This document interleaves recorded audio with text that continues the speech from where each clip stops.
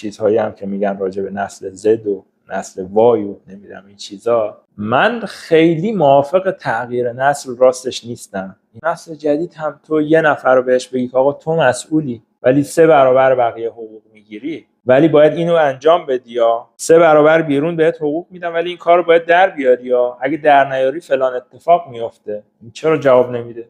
منی که حقوقم مثلا 30 تومنه، من با یه تارگتی بگم که اگه به این تارگت برسی ماهی 90 تومن میگیری، مگه نسل امروز و دیروز داره؟ الان میگن که نسل جدید دوست دارن برن باریستاشن. خب شاید اون پیشنهاد جذابو بهش نداده کسی، نیروی 81 دارم 80 دارم، هیچ فرقی نکردن، فوقش آهنگایی که گوش میدن فرق کرده ولی اون فراینده فرق نکرده. یه نفر باید مسئول باشه. این که ترسی نباشه دور هم بگیم و بخندیم، این خیلی وقتا آدمو یاد دانشگاه میندازه.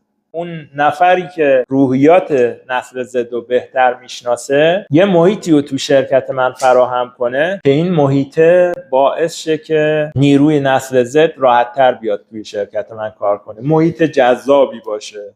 شرکت ها گلایه میکنن شاید بابت این که اینها اهل کار روتین نیستن، جذابیتی نداره براشون این حقوقه، شاید مسیری که به اینها داده میشه جذاب نیست که آقا تو میتونی 5 سال بعد یه خونه بگیری، یا نمیتونن اینا رو قانع کنن.